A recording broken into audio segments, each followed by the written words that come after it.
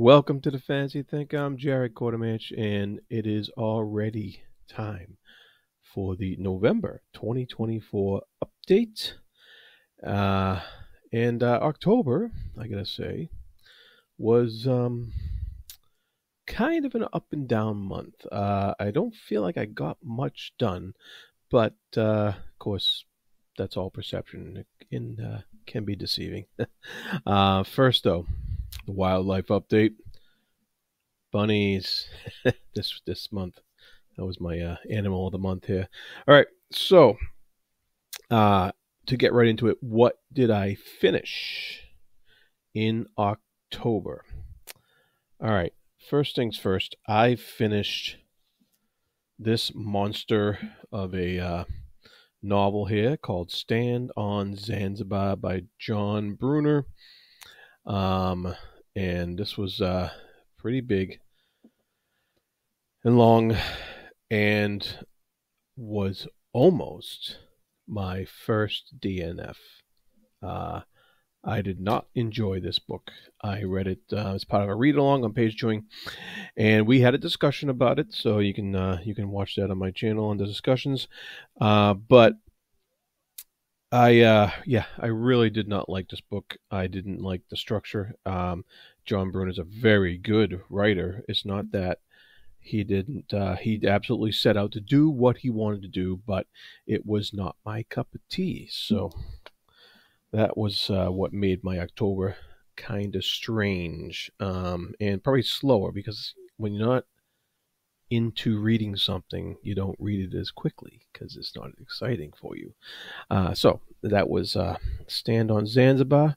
I also finished The Wind-Up Girl by Paolo Bacigalupi. Sorry, Bacigalupi. There we go. And this book grew on me, and I actually ended up enjoying it. I ended up liking the ending. So I ended up how it all turned out. I ended up how he tied it all together. I was a little concerned at first because the title character, the Wind-Up Girl, doesn't seem to play that big a role in the story until stuff happens much later. But and he ties it all together very nicely. And so a dystopian future, about 300, 400 years in the future, and it's pretty grim, but it's also very his setting work in his world setting is very, very gripping and unique, and the setting was outstanding in here. So congratulations to him on that. So I finished that, and I also finished another excellent graphic novel from the masters of graphic novels, Ed Brubaker and Sean Phillips, Houses of the Unholy.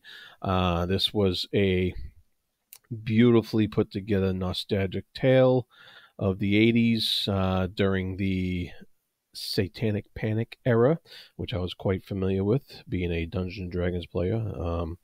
That was roped into that fear at the time, and so he captured that era perfectly in this book, and he tells a really interesting, fascinating story with fascinating characters, with awesome artwork from Sean Phillips, as always. Really like that. And I also finished the novella called Revolvo within this collection, The Devil Delivered in Other Tales.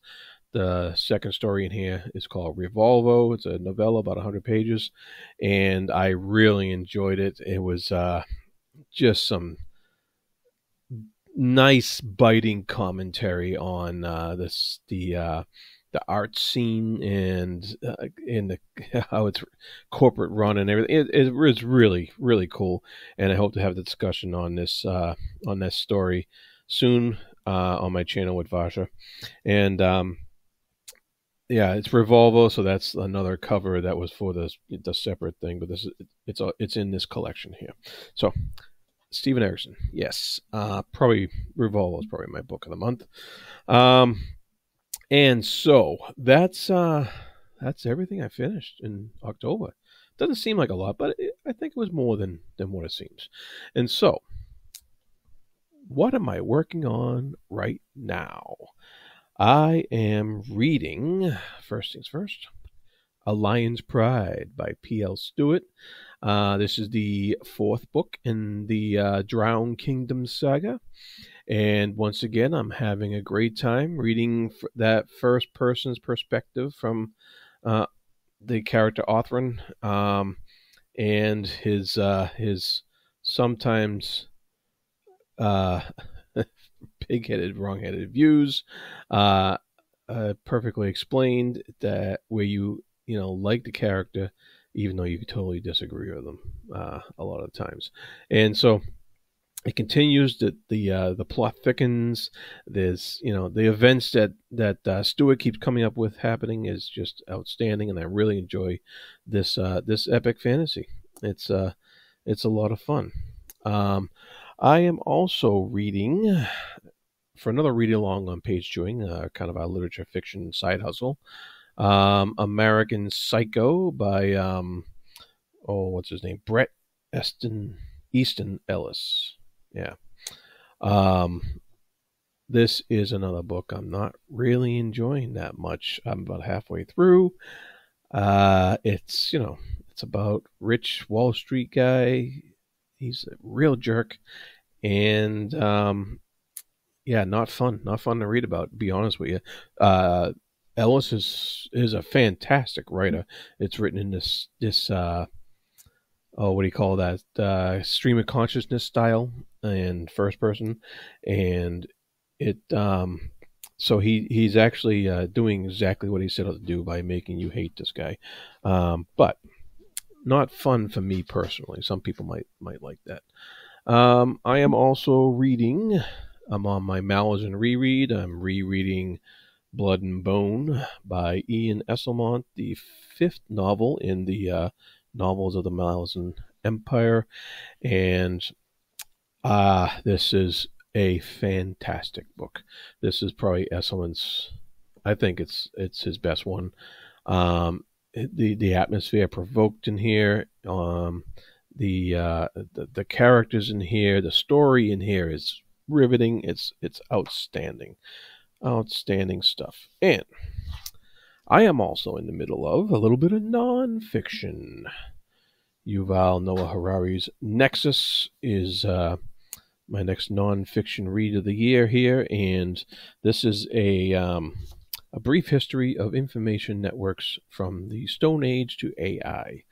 And I am enjoying the heck out of this. I really enjoy Harari's writing style. I think it's so accessible and really tells a great story through the guise of history. So, outstanding stuff.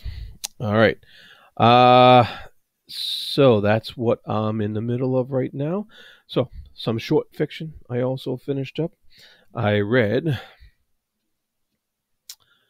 another tale from Tales Before Tolkien, the roots of modern fantasy here.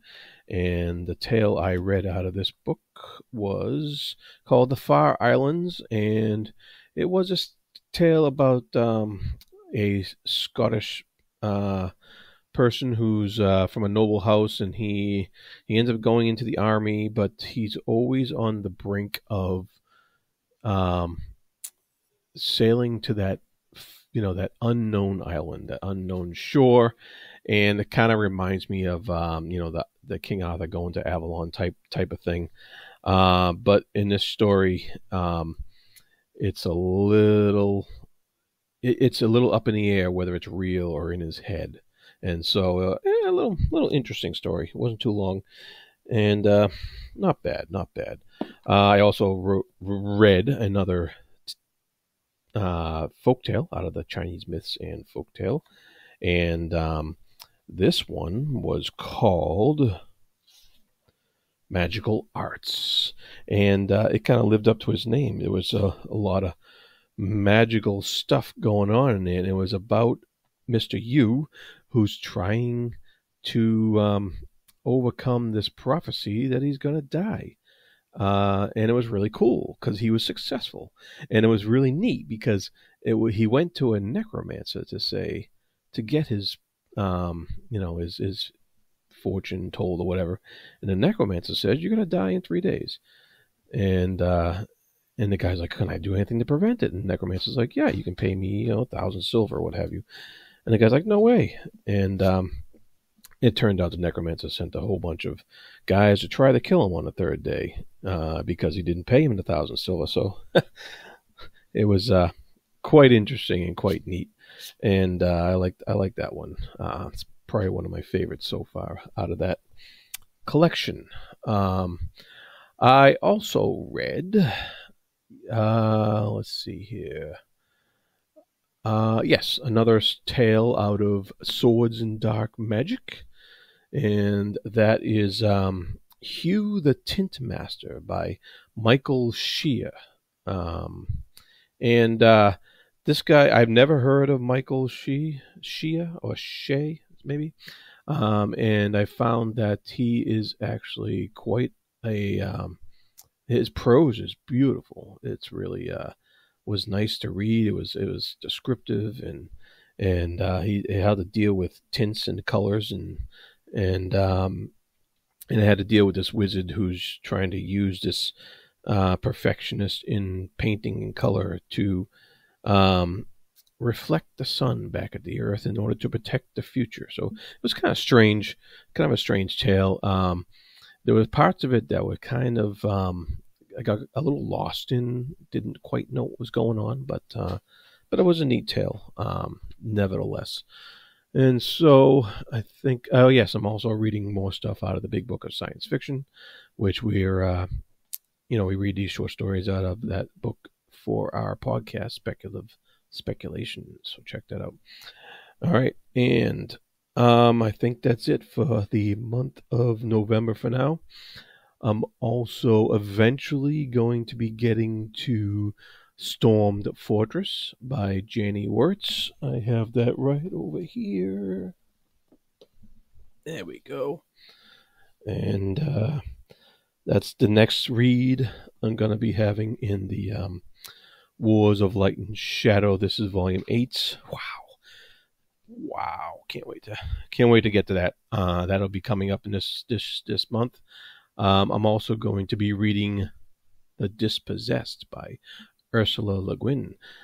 So that's going to be very interesting. We're going to be reading that as part of the Sci-Fi Masterworks read-along. So I'm really looking forward to that. And I think that does it. I think that's everything. So let me know what you're reading this upcoming month or what you've just finished. And let me know if you have read any of that stuff that I just laid out and what you thought about it. All right. That's all for now. That's it for this one. Be good to each other.